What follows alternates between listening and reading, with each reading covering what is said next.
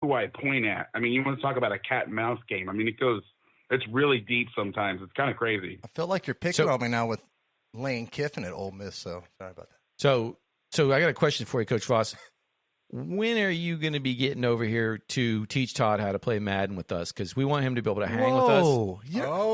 And we want you to break it down on this strategy level that you've got.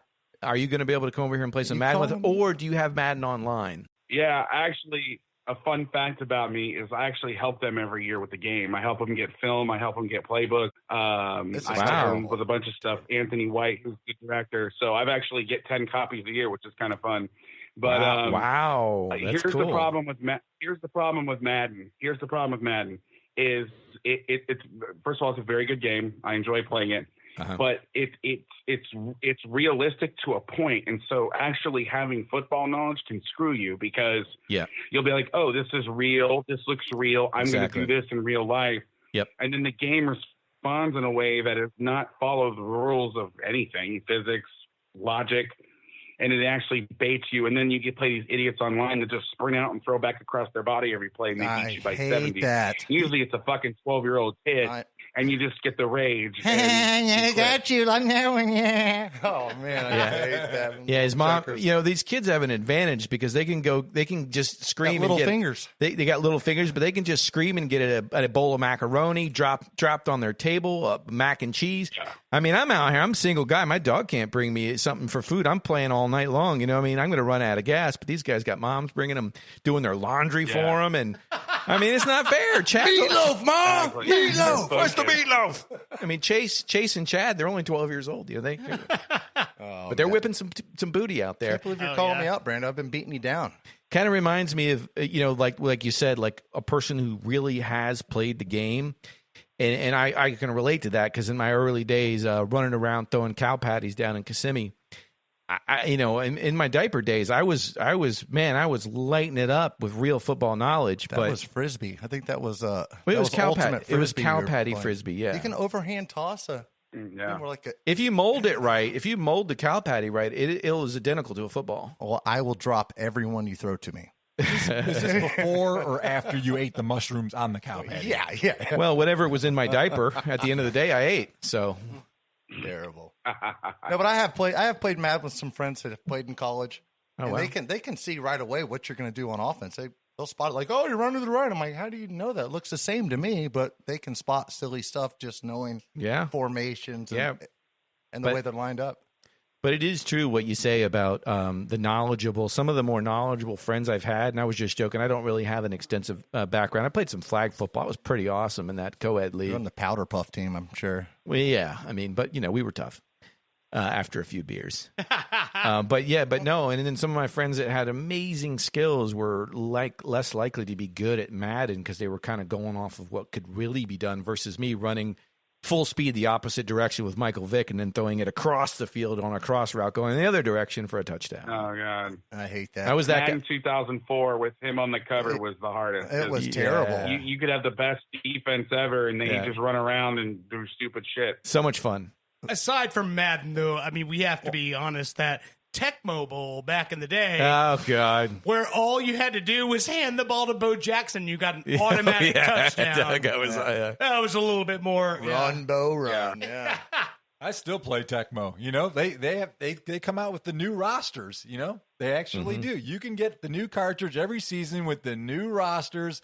It's my favorite game to play. I'm telling you the truth. What is it, like 5-on-5, 6-on-6? Oh, no, it's all of them. It's all of them? Yeah. It's just really? crazy that one Tecmo blitz. field that's like a... Ever played that game, NFL Blitz? Oh, yeah, definitely. Oh, yeah. Dog pile people, slam them, jack them all up. That game was fun. Yeah. Coach Vass, why don't you tell us what you got coming up here? You got a new podcast. Why don't you give us a couple plugs here? What do you got going on? All right, so the defensive pod, we're on a hiatus. We're recording episodes now, Make Defense Great Again. We're going to have Jim Leonard, defensive coordinator at Wisconsin, on at some point. We'll probably have Bud Foster back. But there's a library of older episodes, like some of the names I've mentioned: Dean Pease, Wade Phillips, Bud Foster. 2 episodes with Don Brown, Ron Roberts at Baylor. And then February, I'm launching the Run Fast Option podcast. We're going to have some heavy hitters on the offensive side. It's going to be a whole different deal. Like I mentioned tonight, I'm interviewing Joe Moorhead, who was the OC at Pennsylvania State. Yep. At Penn State with Saquon Barkley, Saquon, I don't know how to say his first name, Barkley. I'm hurt really, Barkley, I think it is. I'm hurt Barkley. I'm hurt Barkley. And one of his, and one of his graduate assistants at Penn State was a guy by the name of Joe Brady. Oh. And so for a guy who's so young as Moorhead, he has already established a coaching tree that's phenomenal. And he's one of the good guys in the game. There's college football, and I'm more of a college high school guy. I mean, I know enough about the pros to fake it for you guys to invite me on here. But in all seriousness, I mean, there's a lot of degenerates at the college and high school level in terms of coaches, mostly at the college level. And Joe's one of the good guys who's really just a really, really good guy with his time. I mean, he's going to talk to me Friday night at 7 p.m. local time out in Oregon. I mean, who does that? Hey, Coach you Vass. Worked all week, and now you're going to talk to somebody else? Like, that's great. Coach Vass, do you have time to give us one more segment, or you got to go? No, I'm game. Okay, awesome. Whatever you guys want to do. We're going to do a segment after break here, and I think Danny's got a game that you're gonna get a kick out of. Yeah. But he's got a game. I got one last question for him though, real quick. Yeah. Do you see any defensive coordinators right now that are going to take a head coach job in the NFL? I mean, there's a lot of. I think the guy. Yeah, go ahead.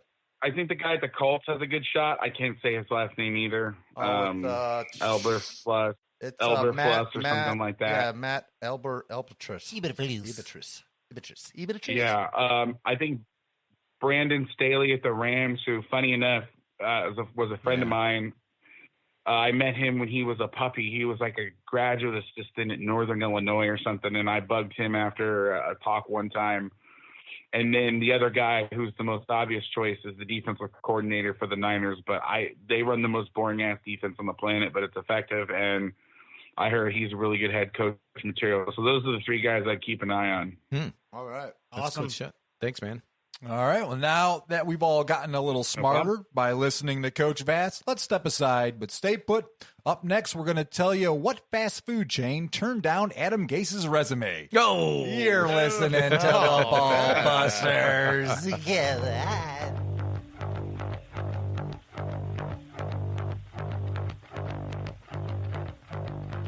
You're listening to Ball Busters. Smoking on the side of the road.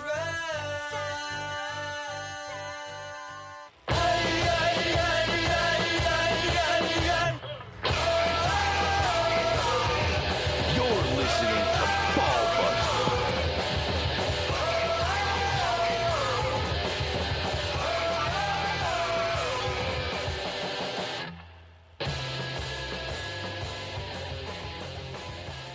All right, boys and girls, you're listening to the Ball Busters. This is a part of the show where I usually get into the fantasy football, and I know you can still play some daily leagues in this playoff section, but yeah, I mean, the real season's over. I'm a champion. There's nothing else really to talk about. Keep rubbing it in, you know all what right? I mean? No, I'm kind of glad we're not talking fantasy football anymore. Just remember, Honestly, I'm going to help you a lot, man. When I take you on that date and you're wearing that dress and I'm what wearing are you that buy ring. Me? I'm not that easy. I'm going to need a good dinner. I'm telling you, no, I'm the champion. You got to buy me the dinner. You're the loser. I'm going to help you get respect in your league, Todd. You just give me a shot. Actually, which brings me to something, Coach Vass. Would you like to participate in our fantasy league next year? We'll even add a defensive player to help you out. Oh. I've never done that. I mean, Sure. I'm in. All right. Awesome. Deal. I don't know that. All right, so we're going to take a little different approach. First, let's talk about this. Let's talk about Todd almost getting a call right. Okay. A few weeks ago, he was talking about my boy, Kyler Murray. You know, I love those scrambling quarterbacks. And he's like, oh, he's going to get injured. He's going to get injured. You know, saying stupid Todd stuff. And he was sort of right. I mean, the Cardinals would have won that game if they weren't flopping back and forth and had an injured Kyle. So he was like that. Yeah, he was like that almost for 3 weeks. So the last 3 weeks, he's been in and out of the game. What's he going to do? And that last one was really rough because, I mean, they really needed him. I didn't see it. Tell me about it. Oh, the backup wasn't doing much. It wasn't like how, the backup for the Rams, he actually held his own and he used his mobility. Yeah, he looked good. When they took Kyler out, it was rough. I was just talking about Kyler. What happened to Kyler? Oh God, what leg injury was it? I don't know. It was like immediate. It was like first quarter. He was back and forth. It looked like he was going to pop back in, and then they couldn't utilize their weapons. They couldn't use Hopkins. It was an injury from an earlier game. It was nasty. You were right, Todd. You were right. But I do want to say I did get one right though. Yeah. Did I not call the execution of the Chargers coach? Yes, you did. I did. All right. You did. I got one. Yeah. I'm happy with that. I'm about five weeks later. No, but you say execution. And I'm like, that's like, man, that's like some Mussolini thing to hang him and let the little kids throw rocks at him or what? Kinda. I mean, I don't know. 2 seasons and they let him go. Yeah. I mean, and they were looking pretty good offensive wise. Defense, they could use some help. But that doesn't mean you tank the coach. I think that means you bring in a defensive coordinator. Okay. All right. I changed my complete look on him. All right. Well, we'll see when we're going to bring him up later, see what you really think about him. But, we're going to throw a little curveball here. We do all our game picks, in a couple segments from now. But we, just for fun, it's the start of the playoffs. I mean, maybe we'll change this up in a week or so when all these teams change and everything falls to crap. But how about we do some early playoff Super Bowl picks? What do you guys think? You want to try some? You want to see what do we think? Who's going to go to the Super Bowl here? Okay, I'll start us off. So I'm going to give you guys a couple minutes to think about this. All right, So you're picking the matchup? Yeah, I'm going to pick the matchup. Okay. I'm not even going to go with the winner. I'm just going to pick a matchup. Like I said, we'll probably have to switch these up because some of these teams might get knocked out. I like this. But okay, so I'm going to start off with one of the number 1 seeds. All right, I'm going to take. All right. I'm going to take it. I'm going to keep it. I like to see these old guys get in there. I don't care about the new guys. We're going to see these new guys like Pat Mahomes for the next decade and a half. I don't care about Pat Mahomes. You wait till Andy Reid leaves, okay? Anyways, I digress. I'm going to pick Aaron Rodgers and the Green Bay Packers to get back to the big game against one of the greatest mobile quarterbacks around today. Not who you think I'm thinking about. Josh Allen's Buffalo Bills. That's the Super Bowl pick that one. I'm going with. All right. First of all, you said old guys getting there. Yeah. I first thought of my boy Tom Brady. Oh God, we don't want to see him. I'm sick of watching that guy. Come on. In a Bucs uniform, though? Seriously? The one thing we got going against us is going into cold weather. But I want to see Brady and the Bucs. Okay. And I'm like you. I think the Bills are going to be there. Wow. I think the Bills will be there. So you're going Tampa Bay versus Buffalo, huh? Yes. All right, let's go. Voting from the heart here.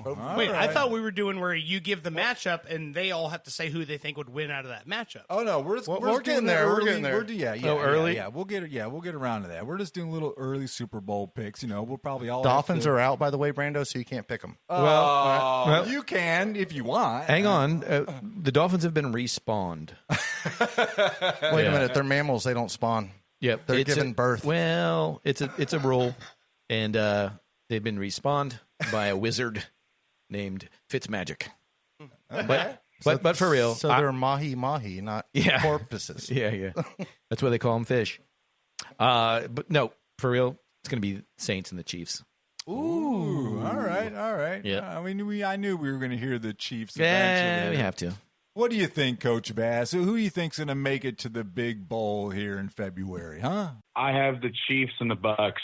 Ooh, all right. Chiefs and the Bucks. All right. What makes you call that one? I don't see anybody stopping Mahomes, and I think Brady's going to pull something out of his ass, and I think they're going to click at the right time, get enough stops on defense, and him and Gronk will pull some of the old magic, and I think it'll be them and the Packers, and they'll squeak by. I am with you on that. I think Gronk has been sleeping all year, and he is Brady and Gronk are it's about to be like the high school prom. Yeah. High school, the king and the queen are getting together again, and they're going to run it. I see a little rise in Todd's pants as he speaks. You are not lying. We got Antonio Brown, Godwin. Power bottom. Hey, this is a no tent zone everywhere. LaShawn McCoy's just waiting to explode too. Oh, wow. Come on. All right, it's time for my favorite segment of the week. It's time for Danny Feed.